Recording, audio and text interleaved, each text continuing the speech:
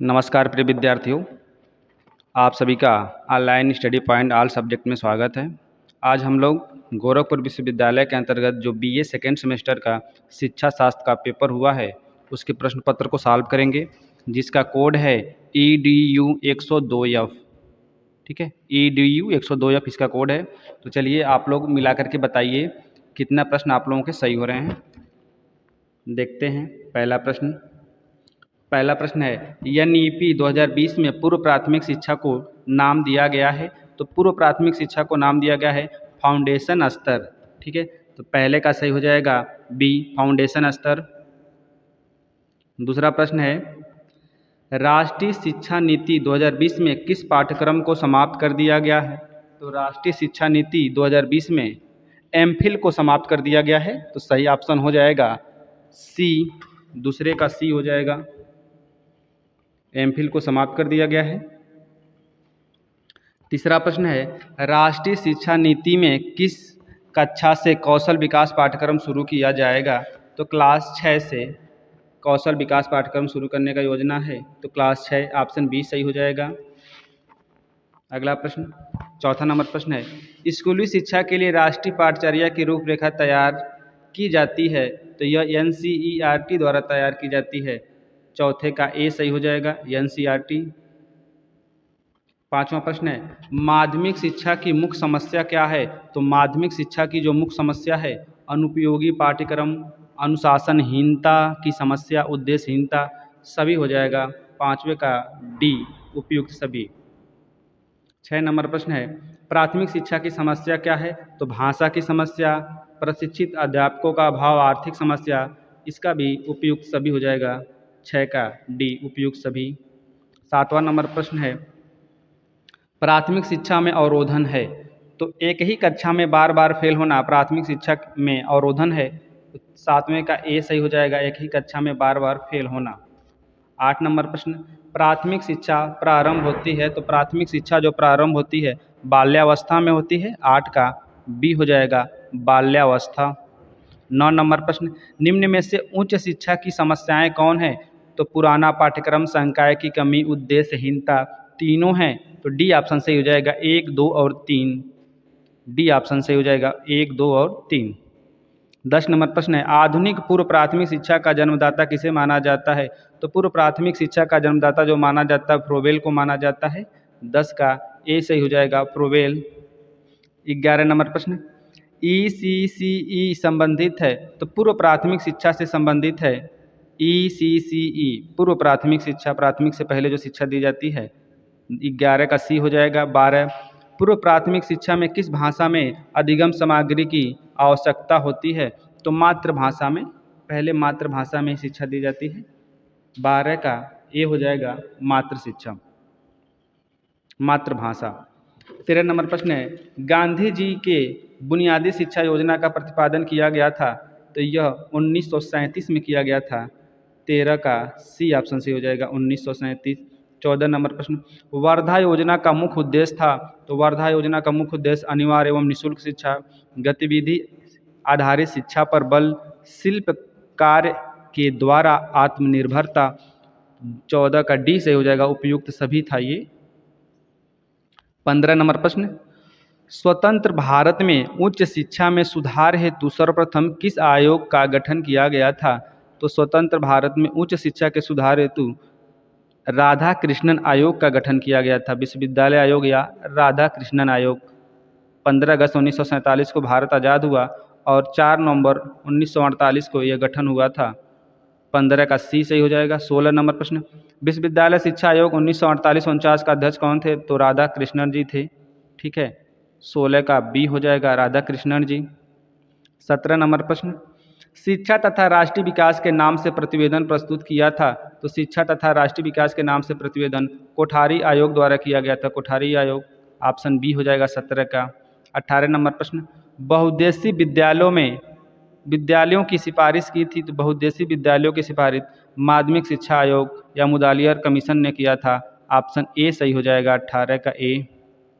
19 number प्रश्न भारत में जनतंत्रीय नागरिकता के विकास को शिक्षा का उद्देश्य कहा है। तो यह मुदालियर कमीशन ने कहा है। 19 का सी से हो जाएगा। 20 नंबर प्रश्न, भारत सरकार द्वारा शिक्षा की चुनौती नीति संबंधी परिप्रेक्ष्य दस्तावेज जारी किया गया था। तो ये दस्तावेज जो जारी किया गया था 1985 में, ये सब रिपीटेड क्वेश्चन हैं। गति निर्धारक विद्यालयों की स्थापना पर बल दिया गया था। तो गति निर्धारक विद्यालयों की स्थापना पर बल दूसरी राष्ट्रीय शिक्षा नीति के तहत दिया गया था। तो राष्ट्रीय शिक्षा नीति 1986 सही हो जाएगा। 22 नंबर प्रश्न, ऑपरेशन ब्लैक बोर्ड कार्यक्रम है। तो ऑपरेशन ब्लैक बोर्ड जो शुरू किया गया था प्राथमिक शिक्षा के लिए किया गया था। 22 का बी प्राथमिक शिक्षा के लिए। आप लोग हमारे चैनल पर अगर नए होंगे तो सब्सक्राइब कर लीजिएगा। आगे के लिए 3rd 4th 5th 6th semester के लिए सभी विषयों की तैयारी की जाएगी इस पर। निःशुल्क एवं अनिवार्य शिक्षा अधिनियम लागू किया गया था। तो निःशुल्क एवं अनिवार्य शिक्षा अधिनियम 1 अप्रैल 2010 को लागू किया गया था। 23 का ए सही हो जाएगा। नई शिक्षा नीति 2020 द्वारा निर्धारित शैक्षिक संरचना है। तो 5+3+3+4 है। ठीक है, ये बार बार कहे थे कि आएगा ही आएगा, निःशुल्क अनिवार्य शिक्षा आएगा, ये भी पूछता है। दोनों प्रश्न आए थे ये सब। नई शिक्षा नीति 2020 में मानव संसाधन विकास मंत्रालय को क्या नाम दिया गया है। तो अब मानव संसाधन विकास मंत्रालय का नाम बदल करके शिक्षा मंत्रालय कर दिया गया है। तो 25 का सी सही हो जाएगा, शिक्षा मंत्रालय। वेद शब्द की उत्पत्ति वेद धातु से मानी जाती है, जिसका अर्थ है जानना होता है, ज्ञान होता है, जानना होता है। तो 26 का बी हो जाएगा। गुरुकुल पद्धति महत्वपूर्ण विशेषता थी। तो गुरुकुल पद्धति जो थी वैदिक कालीन शिक्षा पद्धति की विशेषता थी। 27 का ए हो जाएगा। वैदिक शिक्षा का उद्देश्य था। तो वैदिक शिक्षा का उद्देश्य नैतिक विकास, शारीरिक विकास, आध्यात्मिक विकास तीनों था। उपयुक्त सभी, डी ऑप्शन से हो जाएगा 28 का। 29 नंबर प्रश्न, निम्न में से कौन सा बौद्ध दर्शन के अष्टांगिक मार्ग में सम्मिलित नहीं है। तो बौद्ध दर्शन के अष्टांगिक मार्ग में सम्यक इच्छा सम्मिलित नहीं है। सम्यक आजीव, सम्यक दृष्टि, सम्यक वाणी, सम्यक ज्ञान, ये सब सभी हैं, इच्छा नहीं है। 29 का ए सही हो जाएगा। 30 नंबर प्रश्न, बौद्ध शिक्षा पद्धति में निम्न में से कौन सा सम्मिलित नहीं है। तो बौद्ध शिक्षा पद्धति में लिखित परीक्षा नहीं होता था। 30 का सही हो जाएगा सी लिखित परीक्षा। गौतम बुद्ध ने अपना प्रथम उपदेश दिया था। तो गौतम बुद्ध भगवान ने अपना प्रथम उपदेश जो दिया था सारनाथ में दिया था। ठीक है, कल बताए थे सारनाथ में उपदेश दिए थे, कुशीनगर में मृत्यु हुई थी। ठीक। 32 नंबर प्रश्न है, भगवान बुद्ध ने कितने आर्य सत्य की खोज की थी। तो 4 आर्य सत्य की खोज किए थे। 32 का ए सही हो जाएगा। त्रिपिटक संबंधित है। सुत्त पिटक, विनय पिटक, अभिधम पिटक, ये बौद्ध धर्म से संबंधित हैं। बौद्ध काल में शिक्षा का आरंभ होता है। तो बौद्ध काल में पवज्जा संस्कार द्वारा शिक्षा का आरंभ होता है। तो सही हो जाएगा ऑप्शन ए पवज्जा, पवज्जा संस्कार से। 35 नंबर प्रश्न, मुस्लिम काल में बालकों की शिक्षा का आरंभ किस उम्र में होता था। तो 4 वर्ष 4 माह 4 दिन का जब बालक हो जाता तो शिक्षा का आरंभ होता था। 36 नंबर प्रश्न है, मुस्लिम काल में अनुदेशन का माध्यम था। अनुदेशन यानी जो था शिक्षा का माध्यम था अरबी एवं फारसी भाषा था। ए ऑप्शन सही हो जाएगा 36 का ए। 27 का, मुस्लिम काल में प्राथमिक विद्यालय को क्या कहा जाता। तो प्राथमिक विद्यालय को मकतब, उच्च वाले को मदरसा कहा जाता था। तो मकतब 37 का सी सही हो जाएगा।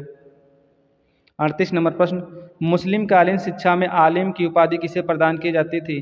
तो आलिम की उपाधि जिसने धर्म संबंधी विशेष ज्ञान अर्जित कर लिया हो उसको आलिम की उपाधि दिया जाता है। तो 38 का सही हो जाएगा सी। 39 नंबर प्रश्न, चार्टर एक्ट 1813 में कौन सा पद स्पष्ट रूप से परिभाषित नहीं था। इसका आंसर हमारे हिसाब से डी ही होगा, क्योंकि भाषा को लेकर ही तो विवाद था। जो 1 लाख रुपया चार्टर एक्ट 1813 के तहत घोषित किया गया था, तो वो किस मत पर खर्च हो, उसका माध्यम क्या हो, अंग्रेजी भाषा हो या क्या कहते हैं हिंदी भाषा हो। तो सबसे सही विकल्प डी है, विज्ञान और चिकित्सा नहीं होगा, हमें डी ही लगता है, क्योंकि भाषा पर लेकर ही विवाद था कि 1 लाख रुपया जो है वो किस पर खर्च हो, अंग्रेजी माध्यम पर दिया जाए या हिंदी माध्यम पर या मातृभाषा पर। तो भाषा सबसे सही है। मैकाले मिंट्स संबंधित था। तो मैकाले मिंट्स ये जो थे अंग्रेजी पर जोर देते थे कि अंग्रेजी हो शिक्षा का माध्यम, यानी पाश्चात्य शिक्षा की शुरुआत भारत में करने के लिए गए। पाश्चात्य शिक्षा की शुरुआत अंग्रेजी माध्यम से करना चाहते थे। अधोगामी निस्संदन सिद्धांत को अपनाने का कारण था। तो ब्रिटिश मान्यता, कंपनी के लिए वफादारी, भारतीयों की आवश्यकता, ये भी था। जन शिक्षा के लिए धन का अभाव, सभी था। तो डी सही हो जाएगा। 41 का डी। 42 नंबर प्रश्न, वुड के घोषणा पत्र को भारतीय शिक्षा का महाधिकार पत्र क्यों कहा जाता है? तो वुड के घोषणा पत्र को भारतीय शिक्षा का महाधिकार पत्र इसलिए कहा जाता है कि इसने हमारी वर्तमान शिक्षा प्रणाली की नींव रखी थी। 42 का ए हो जाएगा सही। 43 नंबर प्रश्न, वुड के घोषणा पत्र का उद्देश्य क्या था? तो इसे घोषणा पत्र का उद्देश्य था कि भारत में शिक्षा का प्रसार करना। ऑप्शन डी सही हो जाएगा, भारत में शिक्षा का प्रसार करना। 44 नंबर प्रश्न है, कलकत्ता विश्वविद्यालय आयोग का गठन किया गया था। तो कलकत्ता विश्वविद्यालय आयोग का गठन जो किया गया था 1917 में किया गया था। 44 का ए सही हो जाएगा। भारतीय विश्वविद्यालय आयोग का गठन कब हुआ था? तो भारतीय विश्वविद्यालय आयोग का गठन कर्जन के समय में 1902 में हुआ था। शिमला शिक्षा सम्मेलन का संबंध था, तो ये भी कर्जन से संबंधित है, लॉर्ड कर्जन से। 47 नंबर प्रश्न, गोखले ने अपना बिल केंद्रीय धारा सभा के समक्ष अपना बिल प्रस्तुत किया था। तो यह 1910 में किए थे, 1910-11 में प्रस्तुत किए थे। 47 का ए ऑप्शन सही हो जाएगा। 48, वर्धा योजना के अनुसार अनुदेशन का माध्यम होना चाहिए। तो अनुदेशन का माध्यम जो होना चाहिए मातृभाषा में होना चाहिए। ऑप्शन सी सही हो जाएगा 48 का। 49 नंबर प्रश्न, वर्धा समिति का अध्यक्ष जो वर्धा समिति प्रस्ताव किया थे महात्मा गांधी के समय, महात्मा गांधी ने, तो इसके अध्यक्ष जो बने थे वे जाकिर हुसैन थे। 49 का सही हो जाएगा, जाकिर हुसैन इसके अध्यक्ष थे। ठीक है, समिति के अध्यक्ष कौन थे? जाकिर हुसैन थे। 50 नंबर प्रश्न, गांधी जी की विचारधारा में बेसिक शिक्षा को 3H का अर्थ है। तो 3H का अर्थ है हेड, हैंड और हार्ट। 50 का बी सही हो जाएगा। आप लोग कमेंट के माध्यम से बताइए 50 प्रश्न में कितने सही हो रहे हैं। और वीडियो अच्छा लगे तो लाइक शेयर सब्सक्राइब जरूर करिए और अपने दोस्तों में शेयर करिए। और हमारे चैनल को सब्सक्राइब करके जुड़ जाइए आगे के सेमेस्टर की परीक्षाओं के लिए। इस पर सभी विषय की तैयारी करवाई जाएंगी। ठीक है, तीसरे सेमेस्टर, चौथे, पाँचवें, छठवें। तो आप लोग इस चैनल को सब्सक्राइब करके जुड़ जाइए। बहुत बहुत धन्यवाद। वीडियो अच्छा लगे तो लाइक ज़रूर करिएगा। धन्यवाद।